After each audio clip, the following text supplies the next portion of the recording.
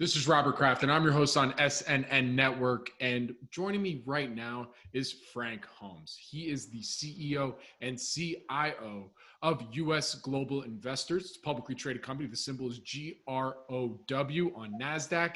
And he's also the chairman of the board for HIVE Blockchain Technologies, also a publicly traded company. Two symbols for you, HIVE on the TSX Venture and HVTBF on the OTCQX. Frank, thank you for joining me today. How you doing? Outstanding, and it's great to be with you, Robert. It's great to have you on. So, Frank, we've done a number of interviews where we've both discussed GROW, U.S. global investors, and also your thoughts on the market. So, as I said at the opening here, you're also the chairman of HIVE Blockchain. So I really wanted to start off the first couple questions here, really focusing on that. So let's start with a quick overview and history of HIVE Blockchain, and then we'll go from there. Well, as a fund manager and having several new ETFs like GOAU for Gold, and which has been on a tear with the run in gold and Buffett buying gold stocks, and we also have JETS ETF, which has allowed me to be involved in that whole new space and the additional mutual funds. I was trying to launch a crypto ETF, and I quickly found that $1,000 an hour legal bill, I was going nowhere, and probably rightfully so, because the SEC was concerned about anti-money laundering laws, and the last thing they want to find out is some hacker gets paid in Bitcoin and shows up in a New York Stock Exchange ETF. So I gathered all this knowledge, and it was just a dead end. I went to Canada, same thing. And then friends in Vancouver said they had this guys that came to them becoming the biggest crypto mining company, and they needed institutional sponsorship. So I said, well, look, I'll put $5 million of my money into it. I'll become the chairman of the board and use it as my ETF, my equivalent, because I believe something big is happening in digital money and that whole space of everything going digital. And we were very successful. Surprised me is how fast it grew from 30 cents and $30 million that a week later was $1 billion market cap. And by that first quarter of 2017, we had raised a whopping $200 million. Fidelity, other institutions had put money into it, and we started building out in Iceland, then Sweden, and then we went through the crypto winter, and we wanted to have more independence and transparency. So the largest shareholder outside of myself, they parted their ways, Genesis Mining, and we went to say, let's get control of everything internally, and we have become the darling. We are the most liquid crypto stock. We have a whole audience of investors that wanted to open an account in Bitcoin, but are afraid of being hacked at these exchanges. So we've become a proxy for that. All right, so it's an interesting approach and strategy, because like you said, it's your proxy for an ETF, but it's actually a publicly traded company that's a real operating business, So what would you say then makes the company itself really unique and different compared to some of your other publicly traded blockchain-focused companies out there? Well, I think first, it was first mover advantage.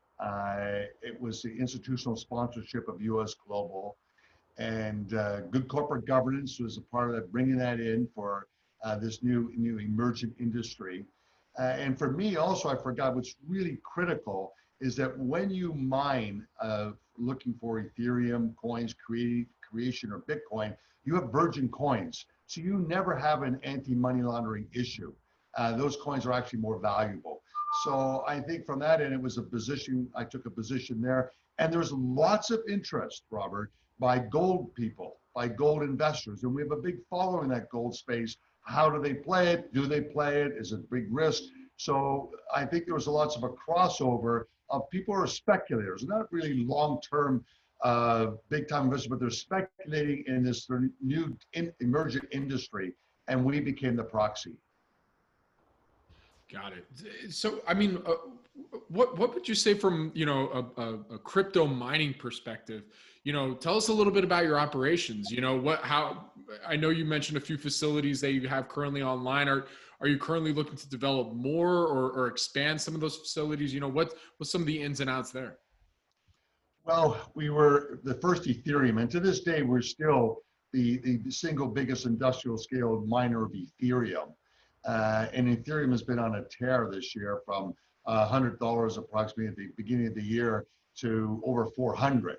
And Ethereum is probably the more important coin, the algorithm, because it's a smart contract that a lot of the new ICOs or other adoptions by other countries are using that structure, not a Bitcoin structure. So it grows while other new emerging ICOs grow. With that, I think what's important here is that we only use green energy. We use stranded energy, so it's inexpensive energy in Iceland, geothermal energy, hydro energy in Iceland, close to the Arctic Circle where it's located. And recently, during COVID, we acquired assets in Quebec. And so now we're mining Bitcoin in Quebec, we're mining Ethereum in Sweden and in Iceland. So I also have to ask you, you just presented at our virtual event about a couple weeks ago. What would you say is the number one question that you get asked from investors with regard to HIVE blockchain? Maybe we can address that right now. Well, I think the big part was to realize, and I don't think a lot of investors realize that we trade in tandem with the coins.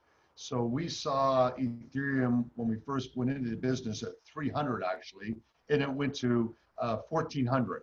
That was a big run in a short period of time. And Bitcoin went from 4,000 to 19,000.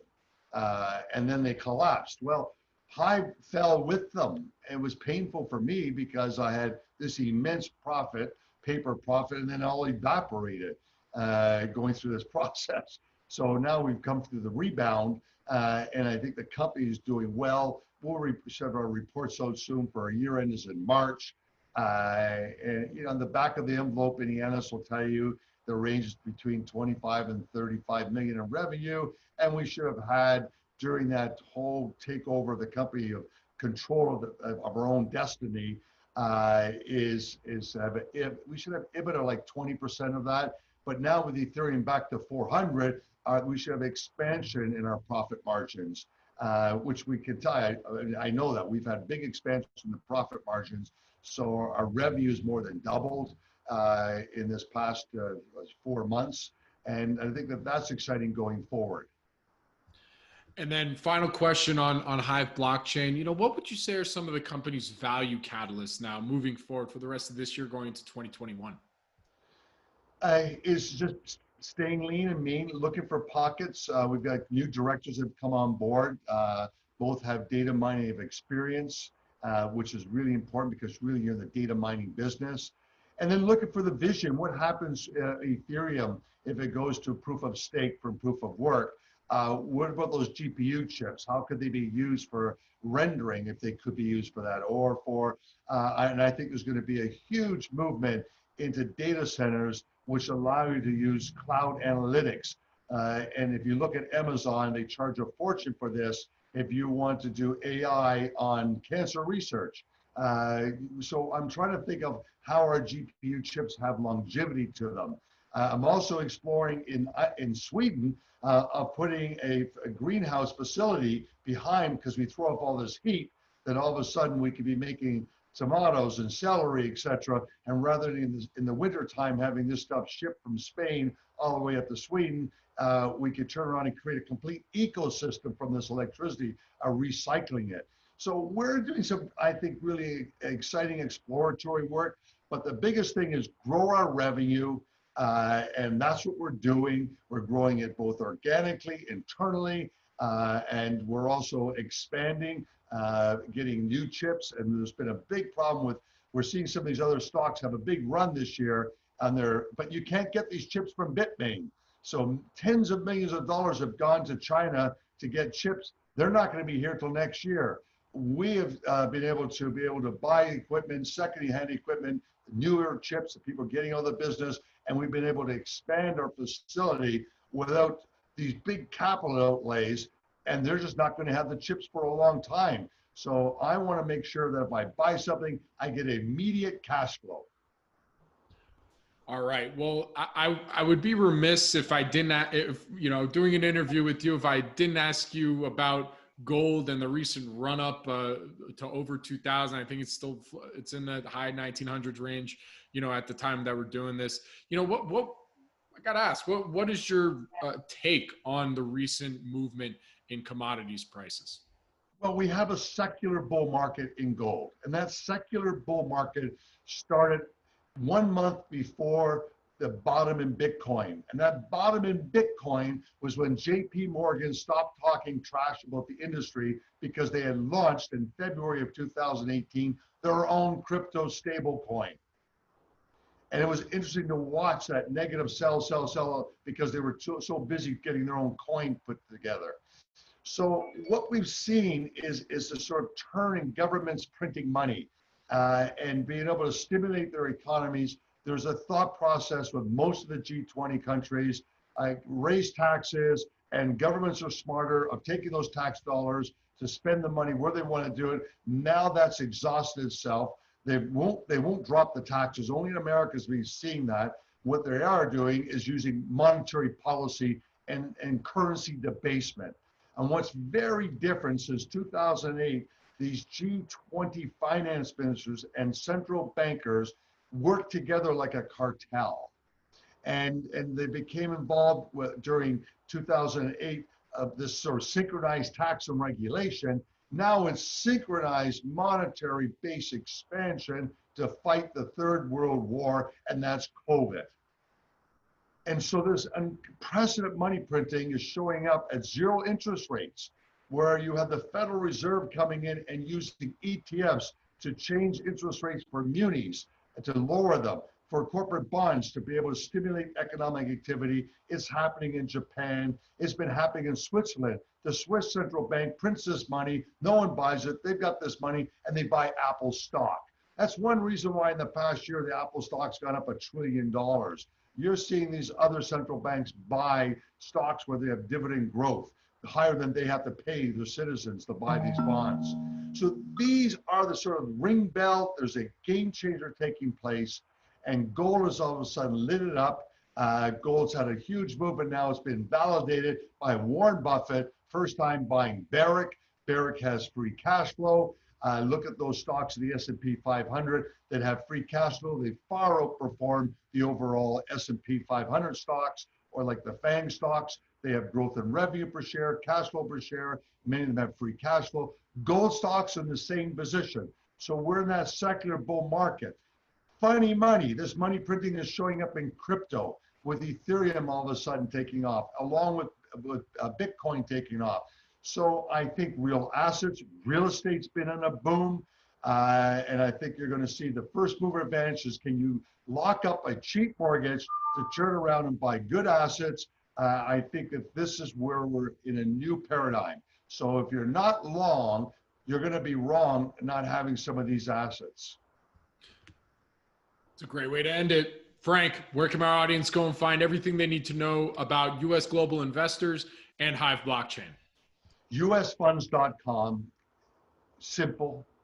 Go to usfunds.com, subscribe to the Investor Alert, Frank Talk, and also we cover crypto every week with Investor Alert, and you can click there to find HIVE Blockchain Technologies website. Well, Frank, always a pleasure. Thank you for joining me today. I wish you stay safe. Good luck. I look forward to our next update. Thank you, my friend, and happy investing.